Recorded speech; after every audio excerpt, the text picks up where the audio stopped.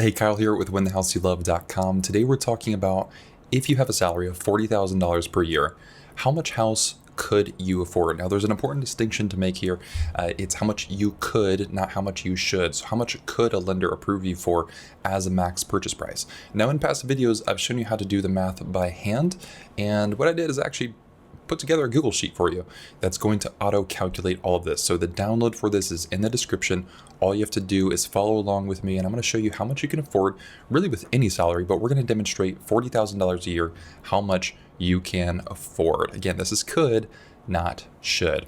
So first, when you download this Google sheet or you copy it into your Google Drive, you don't have to have a Google account to do this. What we first want to do is put in our gross income. All right, so I can put in $40,000 as our yearly income. Now, why do we use gross? Lenders use gross when they're going to approve you on a loan. Now, when you're actually figuring out how much is a comfortable mortgage payment for you, how much you should borrow, then you're going to want to look at your net pay, your take-home pay after taxes. That's going to help you figure out what's comfortable for you. So this video is not about budgeting. This video is about how much a lender could approve you for. It's all based on what they're willing to give to you. Just because a lender is willing to give it to you doesn't mean you should take it out. So we put in our yearly income. Now we're going to act like we're just the only buyer or the only borrower on this loan. But if you had a co-borrower, so maybe a spouse or a partner or even a friend, you could put them here in their yearly income as well. So across the top, we can see that our combined monthly income, so $40,000 plus $0, is $3,333 per month. Now again, that's gross. Over here, this is going to show us an approximate of what our take-home pay is. So assuming 20% in taxes, our estimated take-home pay is $2,667 per month. All right. So after that, what we want to do is we want to put in our debts. So I have 10 slots in here for debts, which hopefully should be enough to cover what you have. But in the debt section, we want to go ahead and start listing out what we have. So let's say we have a car payment. Let's say the car payment is $350. All right. Let's also say we have, let's do student loan. Let's say our student loan is at $250. Okay. And let's say maybe those are the only debts we have. So we can see total $600 per month. And then up here, we can see again, total monthly debts between both buyers, which is ourselves and no one else, is $600 per month. So we have $600 a month in debt, $3,333 in gross monthly income. So the first thing a lender is going to figure out is how much you can afford in your max monthly debt. All right, so that number is determined by what's called your max DTI. And we'll talk about these numbers here in a second and how you can adjust them. But your max monthly debt is basically how much a lender is willing to let you have in total debt. So your total monthly debts plus your mortgage payment. And then you have your estimated housing payment. All right, so this is the max that a lender will allow you to have based on your max monthly debt and your total monthly debts as well. All right, so keep following along with me. I'll show you how this works with the debt to income ratio. So based on this scenario, what this is saying is when we have $600 a month in debt, we can afford a max housing payment of $833 per month. And that's actually 32% of our take-home pay. So this is going to help give you a good idea to see just because a lender will approve you for something doesn't mean you necessarily should take it out, because 32% is probably a little bit high as far as spending that much money, 32% of your take-home pay on housing. And so down here, this part of the calculator is going to break down this $833 into principal and interest, taxes, insurance, homeowners association, and mortgage insurance costs as well for you. So you can get a breakdown and see kind of how these numbers are working together. And then it's going to reverse calculate into an estimated max purchase price for you. So this is super powerful because now you can actually begin playing with these numbers a little bit and seeing what's going on. So let's see a couple of the other things that are coming together to add this calculation. So first we have the down payment. So right now we're at 5%. Now, if you wanted to increase your down payment, let's say you went up to 20%.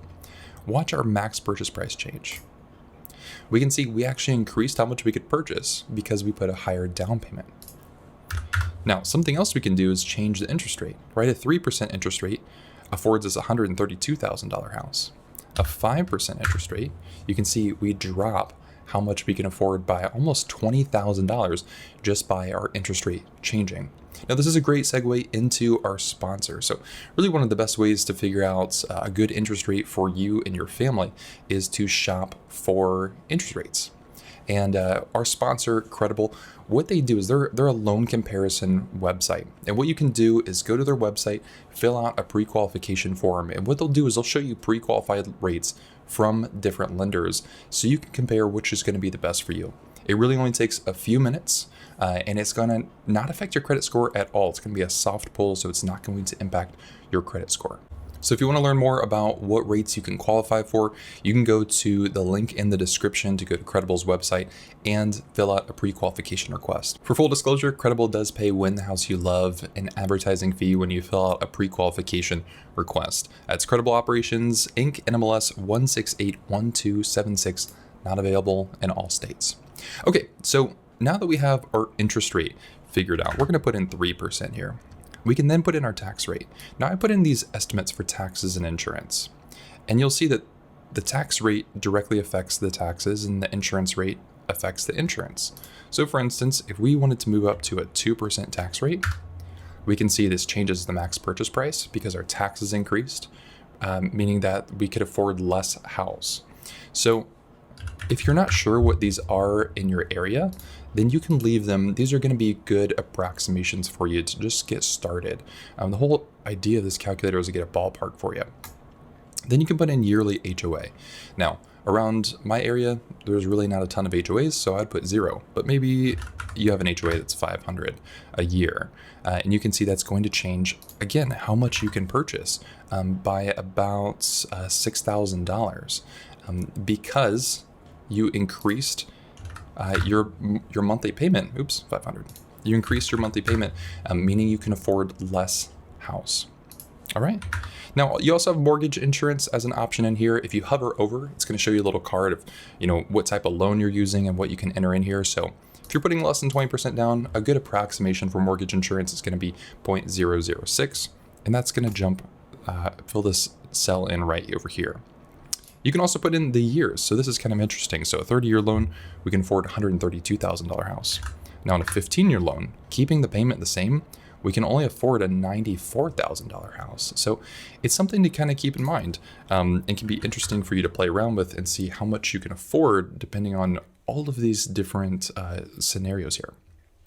Now, the most crucial thing about this calculator is the debt to income ratio. So debt to income ratio is just how much debt do you have compared by divided by how much income you have. So there's actually two ratios. The first one is your housing payment. How much is your total mortgage payment divided by your income? And the next is your housing payment plus debt divided by your income. So this housing debt to income ratio is going to be listed in a percentage. So a conservative number is 28%. That means 28% of your gross pay would be going towards a housing payment. If you want to go moderate, you can bring that up to 36. If you want to go aggressive, you can bring that up to 45. Now, as far as the max DTI, again, this is going to be your total debt. So your potential mortgage plus all of your debts divided by your income. So a conservative number here is 36. Moderate is going to be 43. Aggressive is 49. And in my mind, dangerous gets up to 55%. Now, a lender actually will approve you for this amount, and I'll show you how dangerous this can be. So let's run through a couple scenarios, right? So we can see right now with our current debts that we have, we could afford a $132,000 house with 5% down. Now, again, if you're in a high cost area, obviously you're probably making more than $40,000 if you're looking to purchase a home that is so much more expensive. But for instance, in the local market around here, this is a very common scenario. Someone with a $40,000 income purchasing a $132,000 house. Now, let's say we were doing an FHA loan. Well, an FHA loan, a lender will actually approve up to a 55% debt to income ratio and about 36% on the front end housing ratio. And then we'll put in FHA's mortgage insurance number in here as well. So we can see on an FHA program, we can actually afford quite a bit more than with a more conservative approach. Okay. Now also, what would happen if we paid off student loans? Or let's say we just didn't have student loans. So we can see nothing changes too much here because we've already maxed out our monthly debt. All right. So let's move this back, and let's say we're actually going to go up to, let's say we're going to do a conventional loan program. Conventional loans normally have a 49% back-end DTI, and technically don't have a front-end DTI. So we can move this actually up to 49% if we wanted to, or 45 if we were going to be more conservative on a conventional program. And I'm going to readjust our mortgage insurance. So you can see on a conventional program, if we had a high credit score, you could actually technically afford up to a $239,000 house on a $40,000 per year income. All right. And what's crazy about this is this is 57% of your take-home pay, right? So you can see this up here in this box. 57% of your take-home pay could go to a housing payment, and a lender would approve you for that amount in certain circumstances if you had a high credit score.